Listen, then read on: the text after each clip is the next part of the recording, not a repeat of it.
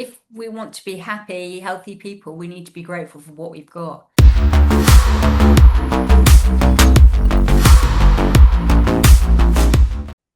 Hi, everybody. Welcome to podcast number 9 with Julie Mann. Hi, Julie. Welcome.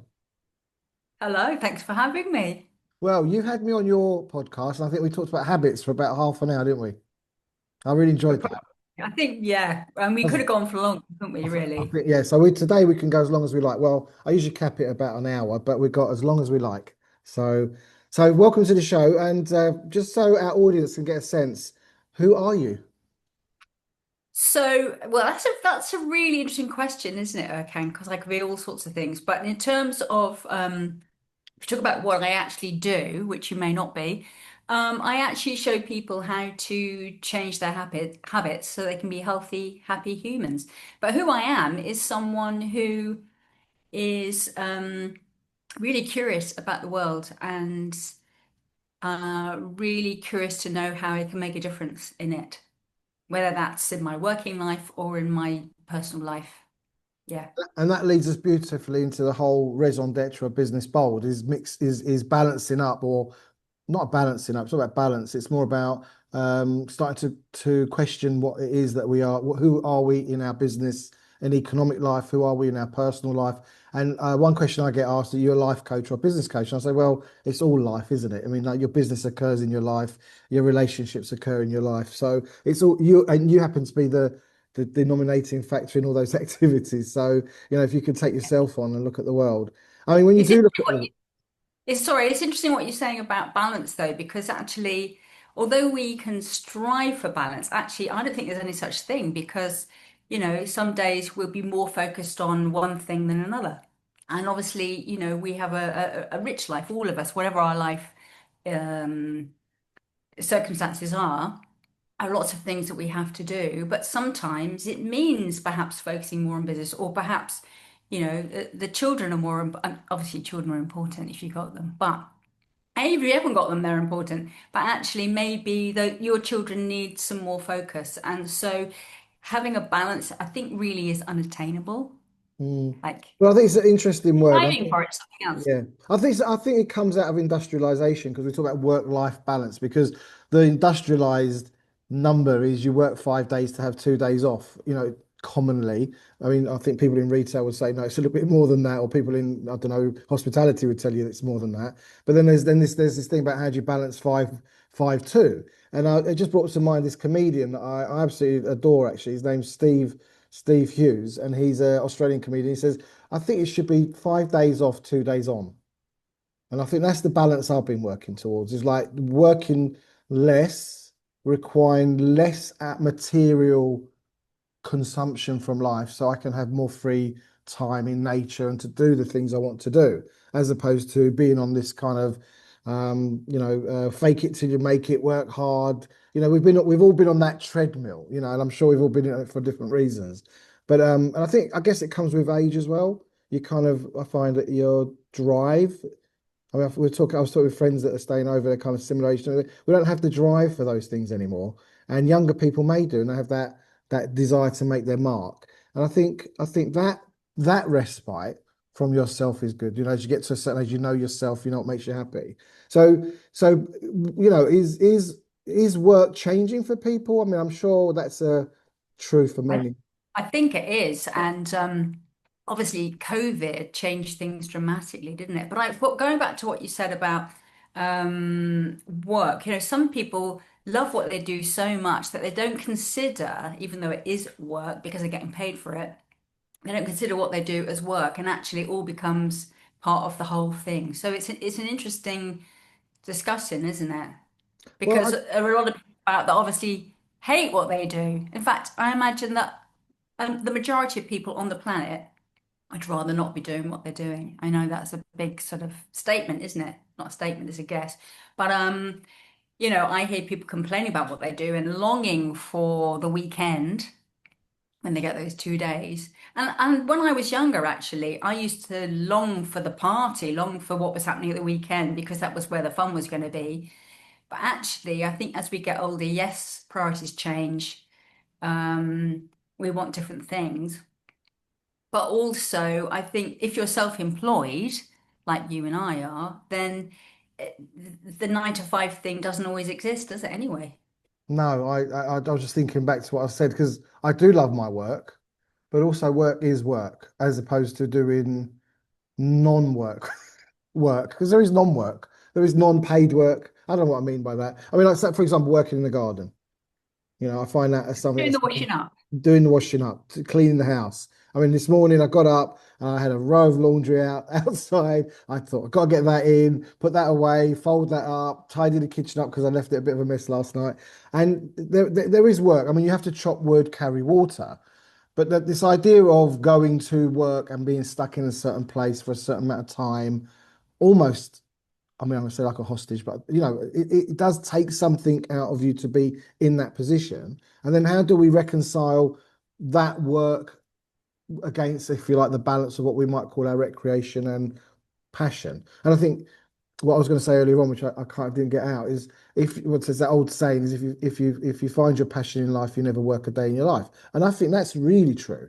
I mean, work doesn't have to feel arduous and or what, clock watching or thinking, oh, another 3 hours. I mean, I'm going to make it. I can't wait till the weekend. I mean, that is a life I wouldn't. I've chosen not to live. Yeah. I mean, but there are definite pros with working a 9 to 5, aren't there? If particularly if you like your work surroundings, in that, if you work in a conventional job and you're not self-employed, then you get sick pay and you get holiday pay and you get the kind Sorry, of what's holiday perks. pay? Exactly. That's the thing that as a self-employed person, you have to kind of factor in, don't you? But it's not a given.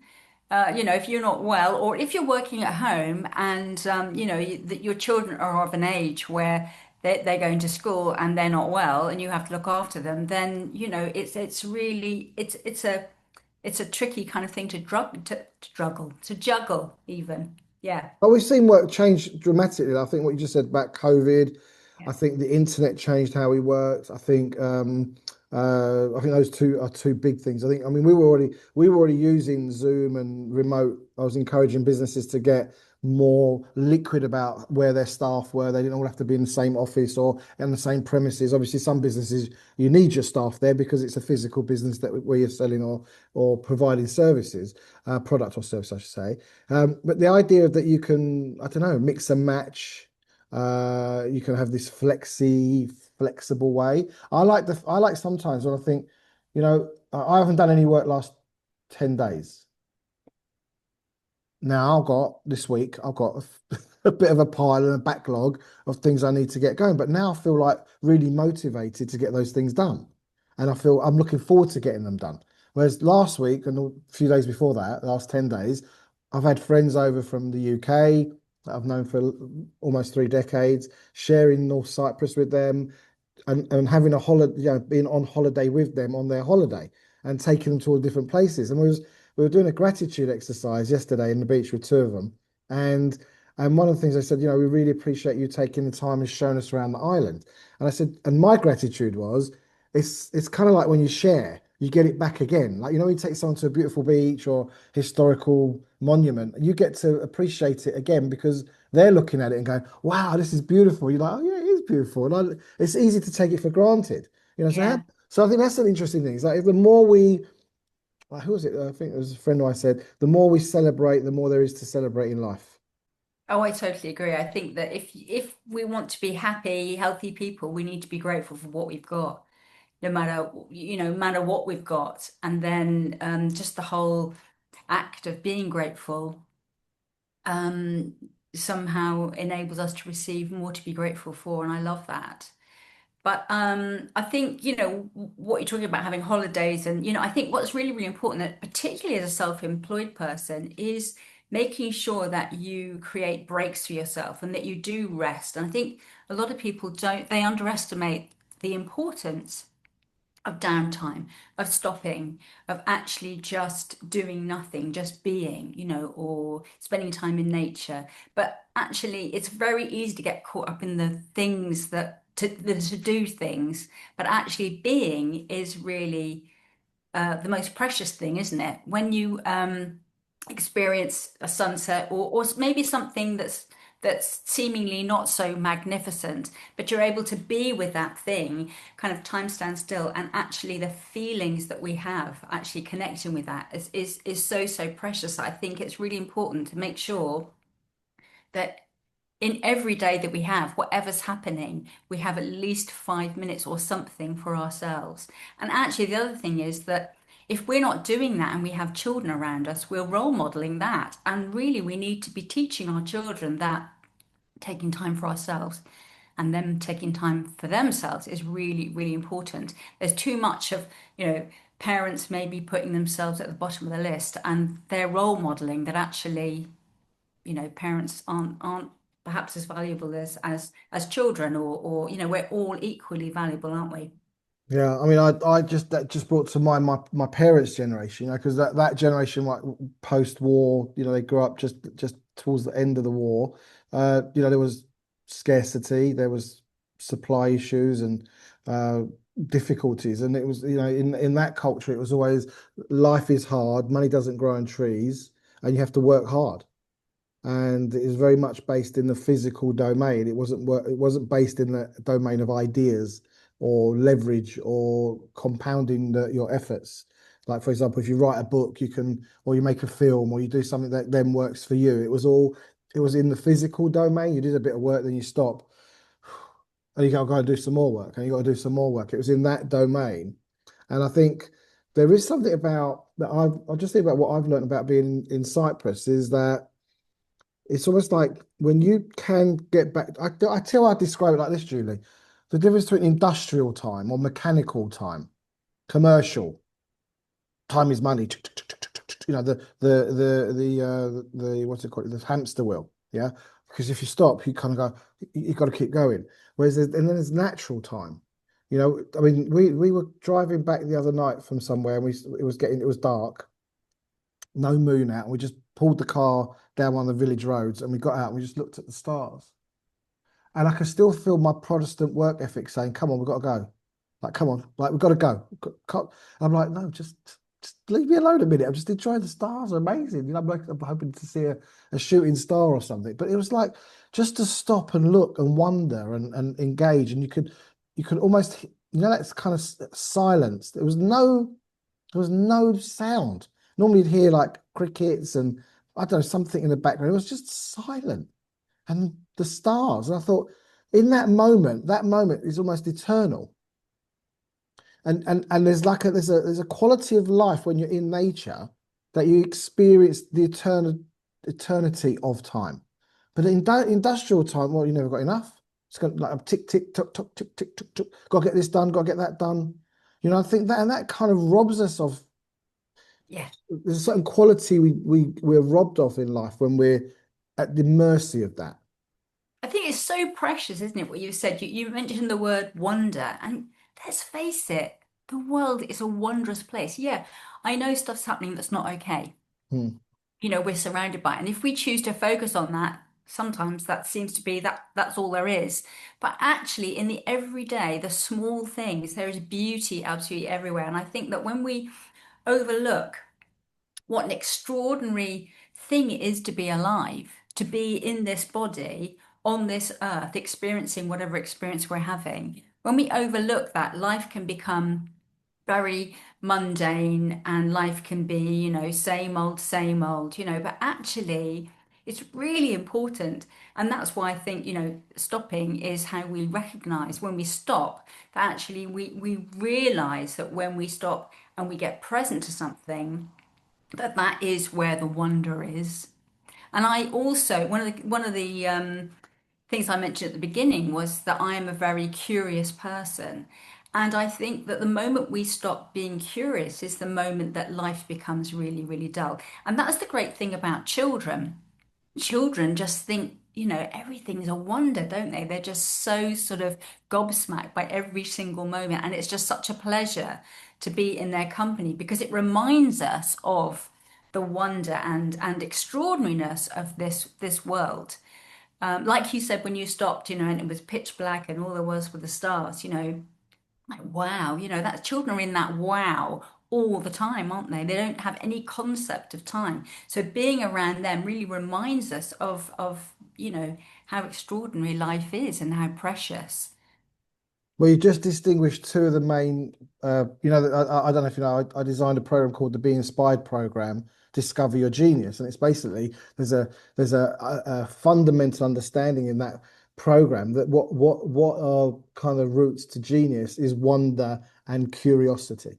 It's like what's around the next corner. And that is the what it is to be a child, is to wonder what and be curious enough to go, well, why is that there? And why is this like that? And what's behind there? And it's just discovery upon discovery, and we're stimulating that curiosity. But obviously, as kind of grumpier, older beings that have kind of seen it all and done it all, we kind of find it harder to get to stimulate that desire to wonder and to take the time for that. Because part of being an adult is getting all the patterns in life for survival, isn't it? So you don't have to experiment and guess. You know how to cross the road, you know how to do this, and all those patterns are in set. And there's a author called Russell Targ who wrote a book about remote viewing. And I quote him quite often on this. And he said, "We do not challenge that which we conclude." Hmm. And so being an adult or going from adolescent into young adult and going through adult life is accumulating all the patterns of survival. How Yeah. you do that, how you do this, how you do that, and then that becomes, I suppose, at the level of identity, Yes. becomes the landscape of how we see the world and how we process it. Yeah, I mean, it's all to do with habits, isn't it? Like you were talking about, the things that we learn when we're a child. I mean, obviously, if we had to learn to walk every single day, imagine that. So once you've got that pattern established, that habit established, there's that neural pathway that's, like a trench in our mind, then, we don't have to think about that, thank goodness. And unless we had a serious accident, or something happened in our brain, then we wouldn't have to learn to walk again. Phew, because we'd spend all day doing that, wouldn't we? So some habits that we have, some patterns that you're talking about, some are really, really useful and vital. Thank goodness that the unconscious takes care of those things. But there are other things that are not useful to us, but we've just been, maybe due to circumstances, conditioning, whatever, education, we've believed perhaps that we are a certain way, and so we have habits that are conducive so that we get the same outcome. But actually, there are times for some of us when we get to a point where we go, do you know what? That's not work. I'm not happy. I'm not happy anymore. I mean, I help people with their habits through having learnt myself to habits that really didn't serve me, you know, from eating the wrong things, dieting too much, becoming bulimic, drinking ridiculous amounts, smoking 30 cigarettes a day, being in terrible relationships. I've kind of learned through my life what doesn't work. But until I got to the point where I no longer felt happy doing that, and I realized the impact of what I was doing, I wasn't going to change anything. And I think for a lot of people, and myself included, things have to get really tough before I do anything different. Things have got to get to a point where, I'm just so sick of that. It's really not working anymore, that I'll do something else. So, it is great having those neural pathways in the brain that, take us from A to B seamlessly, giving us exactly the same result. All that's happening is we get older, but we're getting the same result and maybe it doesn't feel so good. But actually, getting to the point where you go, do you know what? I may have lived my life, most of my life up till now doing this, but actually, I don't want my life to be like this anymore. I don't want to be that person that does that thing. I want to be someone else. And, that level of identity is obviously connected to those habits, isn't it? So until we have habits in place that create the new identity. So for instance, if it's someone who wants to be a wealthy person, but actually they've got all sorts of limiting beliefs about not being able to have money, and people who have money are real bastards or whatever, then actually the likelihood of them having money, they're not very good odds, because they'll find a way to sabotage it because their identity is not in line with the person they want to be. So by having new habits, which will be very probably confronting to start with and will really take something to keep in place, a good loop, a good system to keep those habits in place, ultimately that person by practicing that habit on a daily basis becomes the person they want to be that does have the money. So they're able to have a new identity, which is I am someone who's worthy of money.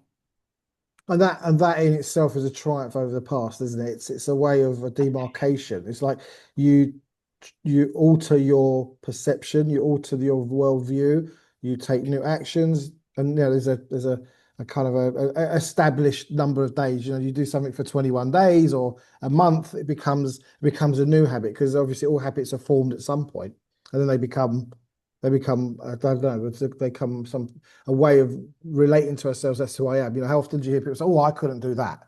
And you go, "Well, who's talking now?" You know, like the question I ask you, who are you? You know, it's like, who's talking now? You know, you're talking yourself into what reality? And I think quite often we don't realize, or we're not aware, or many of us have not been taught that how we talk or how we talk to ourselves or the underlying conversations that we live inside of us shaping and limiting what's possible. And I think Yeah. that's a very important opportunity for any human being. It really is because even though we might not be able to choose the thoughts that come in, we can absolutely choose which thoughts we engage with. And what happens is the thought creates a feeling, the feeling creates a behavior, an action or an inaction, which then creates a result. So if we keep having the same thoughts, and apparently, I don't know how the hell they work this out, but apparently we think 95% of the same thoughts every single day.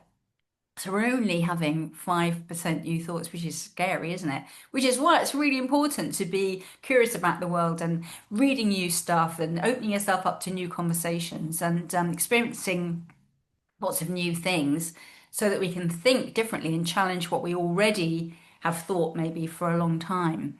So if we're thinking the same thoughts all the time, it's going to keep getting the same result. And if we don't like that result, then we have to think different thoughts to get a different feeling to then, I mean, I would, create different action. I'd challenge that a little bit because I think I don't know. most of the time, we're not even thinking. They're not even thoughts. I mean, they're thoughts in the way we think of them as thoughts, but they're not thinking. They're just, No, they just randomly come in, yeah, it's but then we can engage with it, can't yeah, it's we? like, and then it's like, what do you hook on? What do you attach to yourself? Or what do you Exactly. that you know what you get what we committing to ourselves to? And I Yeah. think that I suppose takes us down the Socratean kind of notion of that an unexamined life is a wasted life. So if we don't start examining the things we think and how we behave and what we want to achieve out of life, we just end up on an automated kind of predictable future that I guess that a lot of human beings end up in for various reasons. But I've got another Yeah. question I'd like to ask you because Go on then. when you look at the world, Julie, right now, Hmm. what do you Hmm. see and what's capturing your attention and what are you kind of thinking about it? I see a number of things. I do see the beauty in the world. I see the possibility in the world. Also see unkindness. And when I see that, I look for ways that I can be kind. And so yeah, of course I see the news and I don't have it on loop. I see the news and I'm aware of stuff that's happening. And I notice that I can feel judgments about it. But actually I also know that judgments don't make any difference whatsoever. Actions make a difference.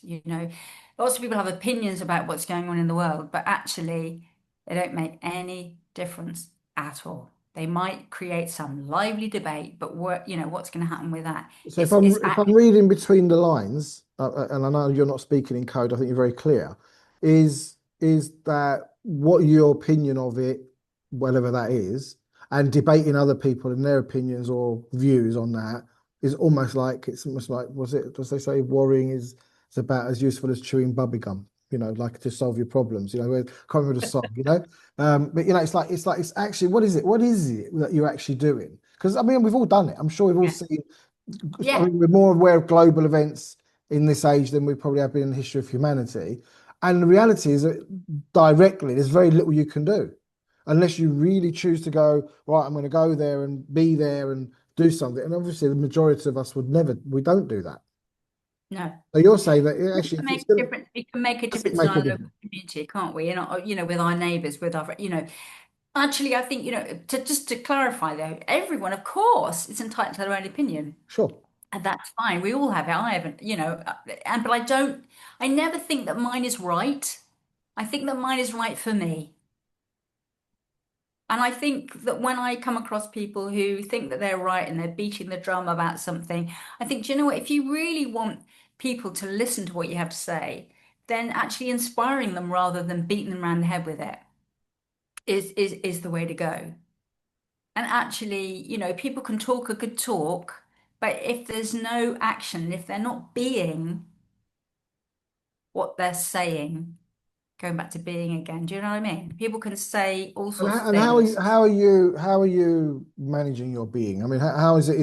Is it? I mean, there's what's it if a tree falls in the middle of the forest, there's no one there to hear it. Does it make a sound type of thing, right? And I think it's a bit like, well, who are you? There's this level of being when you're on your own and you're not Yeah, interacting with anybody. And I get yeah, that. That's one yeah. genre of it. And then there's how we're being with others. And what's your compass in that area? Is that a fair question? Um, yeah, it's a difficult one to answer though. I think that, like you, I'm just human and I'm doing the best that I can with what I have. And sometimes I'm conscious of um what's going on, and other times I'm kind of on automatic. And when I'm on automatic, um, I kind of zone out and go into this sort of, this don't even have to explain it really, I can. Um, yeah, so I'm not really aware of what I'm doing or how, because I'm not being, I'm actually just doing.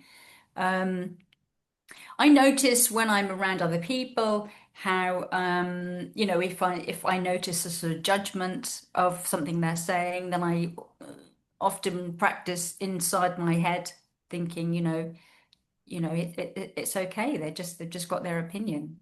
Um, I'm not sure how to answer the question. It's a very good question and very difficult for me to answer. I don't know why. I've I'm come to a glad I was. stop. I'm glad I wasn't asked that question.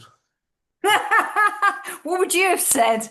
I don't know because I asked it and I thought, God, how do you answer that question? Because I think that's. I mean, I don't know. I don't know if you're aware. One of the reasons I'm doing this podcast is to kind of start to I'm not going to say reinvent. I don't think that's what I'm looking at, but like coming Stir back up. in, yeah, yeah, how I show up in the world. What do Yeah. I think now compared, and I've been all of those things you just said. I've been righteous. I've been opinionated. I've forgiven people room for, like I've done that, all of that, done it, been there, got the t-shirt. It is exhausting. It does do something. I'm not saying it's all negative because sometimes you're so committed to your stand. You want to make that difference. And the frustration of it is that the only way you just run out of road. It's like I remember when I stopped doing podcasts about 3 years ago, I just ran out of road. I was like exhausted. I just had nothing else to say. And I think one access for me that I've been working on, and I think you never stop where it was listen. Is I just sit back and listen and just really think to yourself, really what's going on here? Not just going on with them, like listening to you. It's like what's going on with me listening to you. Yeah, yeah, That's absolutely. that. That's the kind of the bit of the harder one because I can listen to you and have a view about it, and I'm very righteous about my view, Yeah. obviously, because I am, because I'm right probably. It's my nature. But it's also then, but then what is informing, shaping my view, my opinion of what you're saying? Yeah, no, I agree with that. Also, what you were saying about, being opinionated and how that, I can't remember the exact words you used, but you said something about that not being a good thing. It does get us something, doesn't it? There is a payoff, and the payoff is, well, we get to hang out with other people who feel exactly the same way and feel like we belong to that particular opinion of, club.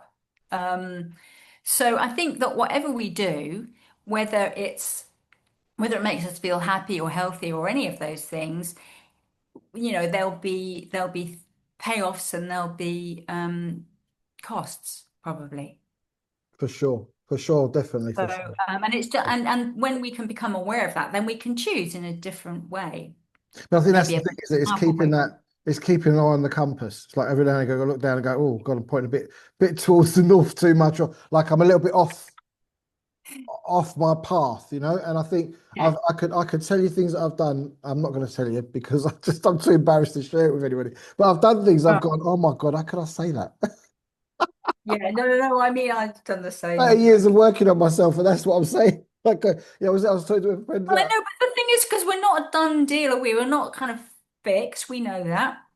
There it is a lifelong journey, and we're constantly challenged. Every single day, we're going to get challenged. We don't even know what those challenges are going to be. And so it's about who are we going to be in the face of those challenges? Who are we going to be about the whole thing? So we're just human, and thank God we're human. Who wants to be anything else? I don't. I think being human is extraordinary, and I think actually the difference between doing and being is that being is feels human. You get in touch with humanity, whereas the doing is a bit AI, isn't it, really? Well, that's what I was hearing. You know, like in AI, there's formulas, you know, and those Yeah. formulas I was watching something earlier, was it yesterday or this morning, and I was scrolling a bit, and there was this guy talking about how they had some AI program going, and they told the AI program they're going to shut it down, and then the AI program replicated itself somewhere else, and when it was challenged, it started to lie about its own existence. Oh my gosh. Yeah, and I was like, wow, you know, and I guess that we are at the effect of these things already, and they're saying that people's intellect is dropping, so they're using more and more kind of chat GPT or AI tools to write letters and write articles and do all sorts of things. A bit like, you know, in the old days we used to remember people's phone numbers. Six Yeah. two one nine zero eight is our shop we used to have in Chester. 621908. It's there. It's like, you know, or number plates, or we would know how to go from one place to the other or read a map. I still read maps now. People say to me, "Why are you using a map?" I said, because a map gives me a real sense of perspective and a connection to the reality. Whereas as soon as we go, you know, satellite navigation or sat nav, your brain turns off and you just watch that. And it's Yeah, becoming that's more true. and more. That's a good habit. Although I say good. I mean, actually, I don't believe habits are good or bad. That's a useful habit. And wanted to clarify that because I think if we use the good or bad habits, we can feel good or bad when we're actually practicing them. And I don't think they're either. They just give us different results. And some of the results we like from that habit. And with that habit, we really don't like that. So, yeah. No, I use a sat nav, and actually, it's a really interesting point to switch off and trust in this thing. I also think the thing about AI, and I don't know much about it, and any of this new technology that's coming in, or any of these things that are new, is that fear doesn't work. I understand how when something's new and we don't understand it, it can feel scary, but actually fear is not what is not useful, really. But isn't it? Well, it is Like, useful. Certain. I mean, maybe not in. You know, there's this whole thing about the saber-toothed tiger coming for you, and your fear well, kicks in, yeah, and well, I mean, if you think you're going to be eaten, then you should absolutely, that get is out of something to dodge. fear, Are isn't you it? But saying I like mean, fear when it's inauthentic fear, when it's like we're afraid of things we really ought not need to be afraid of? Is that what you mean by I'm that? thinking more of I understand the instant fear of that sounds scary, but then when we allow that to be I'm not gonna learn anything about it, or I'm gonna ignore it because I'm really frightened of it. That's not useful fear. Hmm. Having a bit of fear when something new comes, I mean, it's normal, isn't it, to feel scared from time to time? But it's But part of the apparatus, isn't it? You know, it's part of the human apparatus, absolutely, love yeah, and fear, and you know, it's yeah, kind of gives you, you know, that hot and cold. Without you need both to understand the gradient of those experiences. yeah. Um, uh, Talking about being consumed with fear about for days, weeks on end about something. Do you see what I mean? And not taking some sort of action or well, I imagine that would lead to kind of depression and withdrawing and cynicism and yeah, all yeah, sorts of un ben, non-beneficial experiences. Yeah. So, And so what else is going on? What else I mean, what else is going? I mean, career-wise, what's happening? Are you working on anything specifically we could talk about? so I am working with people around their habits. So I help them with habits around mindset, around something. I mean, a lot of people that want to come to me are people who have eating behavior issues that they don't feel as healthy and they want to have a handle on that. Or they want to improve their confidence because they're feeling anxious or whatever. And both those things are things that I've experienced in my life. And I think as a coach, often we attract the sort of people that are going through some of the things that we've been through.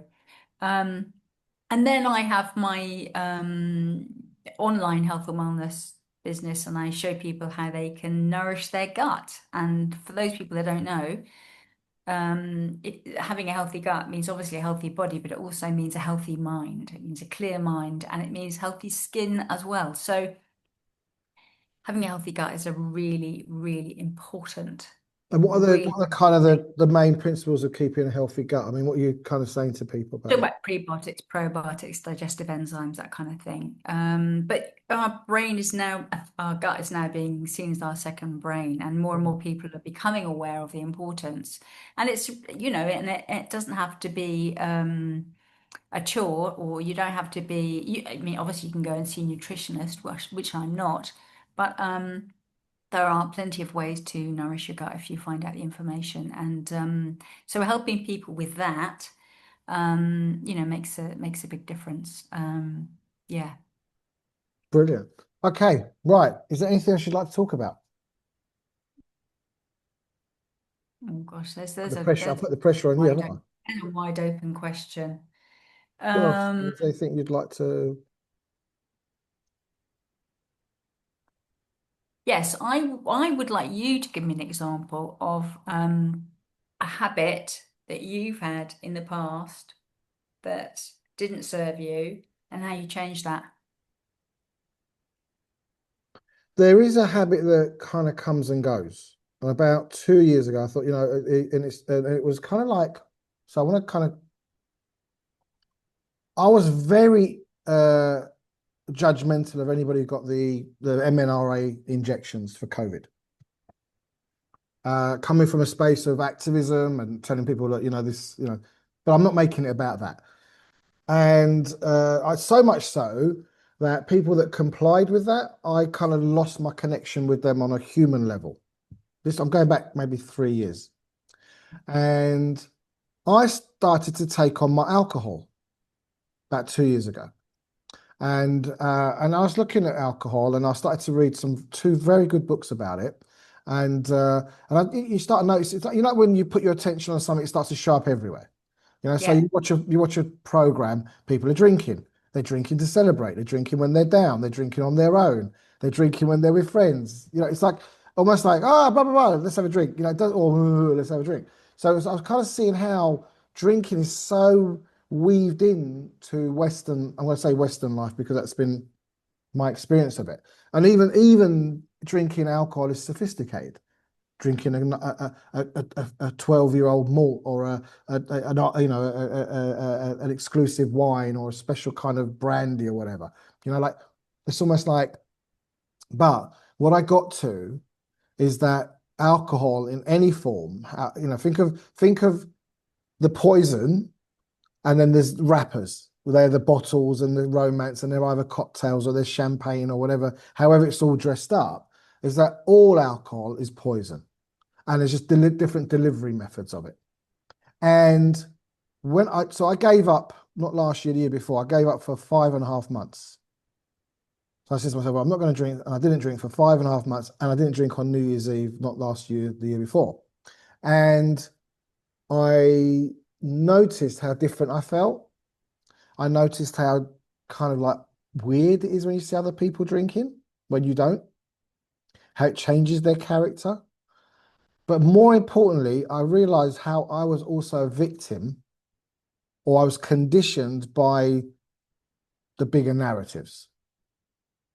And it gave me the humility to forgive those that took the injections because I saw how I was being manipulated to drink or how alcohol was created in my consciousness to make it something that was a part of my life, regular part. Not like an alcoholic or anything like that, or someone who couldn't function, but someone who have a couple of drinks, a couple of drinks every night. I might have a couple extra over the weekend, but it wasn't something that, it wasn't like I was, like a dysfunctional human being. Obviously, I think that level of drinking still does something, draws something out of you. And I'm sure going back to your conversation about the gut, I'm sure it's having an effect on the gut and it's having an effect on the brain. So I'd say that's one habit that I've become more aware of. And yet I haven't stopped drinking altogether.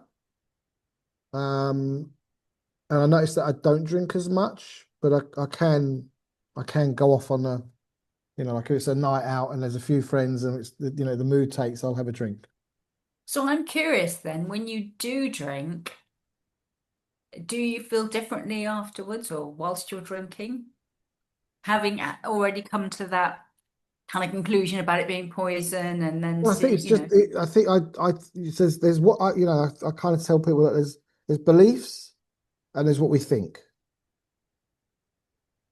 And I think quite often we're drawn, people say, oh, you believe in this. I said, I don't really believe in that much. But what I've learned to understand is that alcohol is a poison and it's affecting Mm. us. There's no way around that.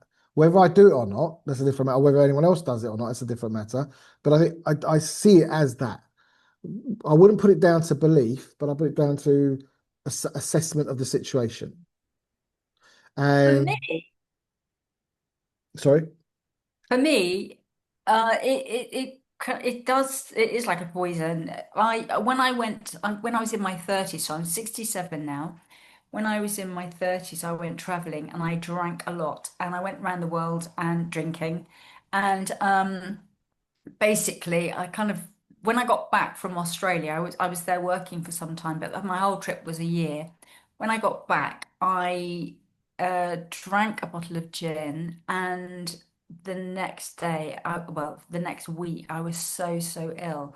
It was almost like I'd kind of left my liver in Australia, and from that moment, I couldn't really drink because I'd feel absolutely awful. Um, and it took me quite a long time to kind of adjust to that because I was a real partier and loved to drink. Um, but when I got to the point where I no longer I no longer felt like I was less than because I didn't have it. It was such a liberating moment. And obviously, years and years later, it's very, I can have an occasional drink, so that it might be like, 3 times a year, one drink. And I might be okay. But if mostly if I had a sip of something, I just feel so awful. Um, so it depends on what type of drink it is. But I no longer have this kind of, I'm no longer in the habit of drinking, and therefore it doesn't bother me. And then when I hear people say, I went to Greece recently.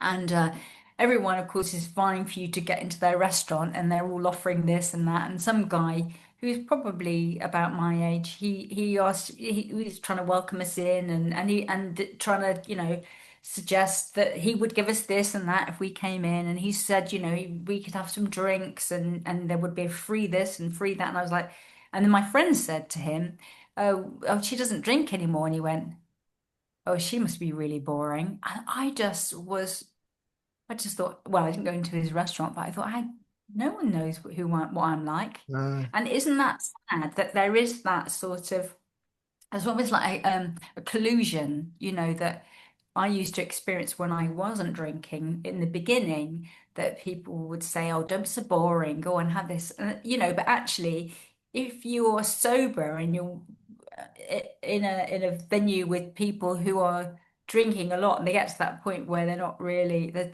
just repeating themselves in there, it's like that's a little bit boring as far as I'm concerned.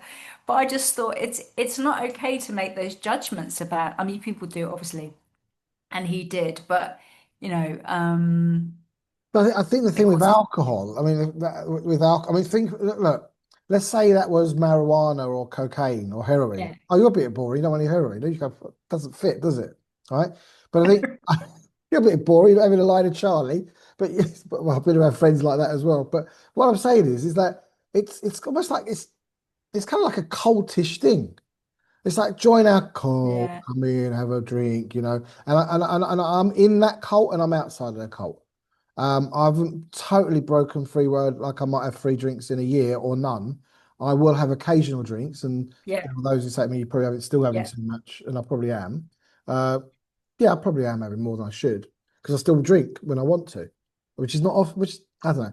It's not like how it was when I was in England. You know, in England, it's in the culture. You know, you it go. really is. Yeah, Yeah, it's far more drinking culture. Here, yeah, you don't kind of just sit and drink. You kind of have a meze and you have some drinks with your meze. So it's like people eat and drink at the same time. Whereas in England, we stand and drink and then we go to the curry house or wherever, or get a kebab on the way home. And it's a very different way of doing it. And I think also the heat here kind of makes it harder to drink. You can't really drink. It's too hot. really. It's too Oh, hot. oh. I But mean, I just want to clarify that I don't think that just because I'm choosing not to drink, I'm better than people who drink. I don't see it like that. I just choose not to. And but when I get judged for not doing the thing, it's fine, of course, but it's also like, we're all just human, we're making the choices we're making, and as long as we're not really impacting other people and hurting other people, then maybe that's okay. Um, I think but I yeah, think no, I in think the UK, it's definitely part of the culture. yeah, I think that's what I was going to say. I think you know it's far more socially acceptable and far more part of the social. You know, Mhm. I guess we all make choices and we look at those choices we make and the impact it has on us. And I think definitely when I drink, it reduces performance. And I'm a business performance specialist, so you know Yeah. I'm doing something that doesn't maximize my performance. And I do feel differently when I have a Yeah. drink. I do feel a bit And more also, that I remember sluggish. feeling when, I had been drinking, during the hangover stage, wondering what I'd said, wondering what I'd done, I mean, so I got to some naughty things. And, I mean, I couldn't remember half the stuff. And then people would fill me in, and then I wasn't sure whether they were lying or they, oh God, yeah, probably, it wasn't good, but also I just didn't feel good about myself afterwards, and I got to the point where I clearly couldn't handle it because my body was saying you can't handle it, just stop it, this is killing you. Actually, I also got to the point where it's like, I'm too sick of it now. I'm sick of it now. Okay, I'm going to bring this to a close. Any last words before we say goodbye to our audience? So yeah, it's lovely. It's been talking to you, and I ought to come and see you because it looks amazing. I think you should. I think it's an open invite. You let me know when you come. Oh, well, just one last word then. Yeah, go for it. Word should. Yeah, Yeah, that yeah, but I'm should saying be, you should. you should. So yeah, I remember the day when I decided that I would switch the word should for the word could, and it made Yeah, such a yeah, of big course difference. it does. Of course, I'm Yeah. provoking you a little bit. So listen, thank you for listening on now on this podcast with Julie Mann. We had a lovely conversation.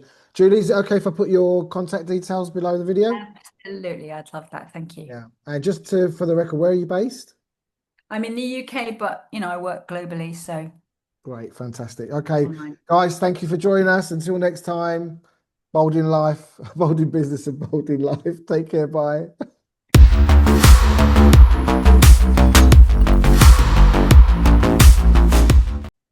And cut. It's a Cut. wrap.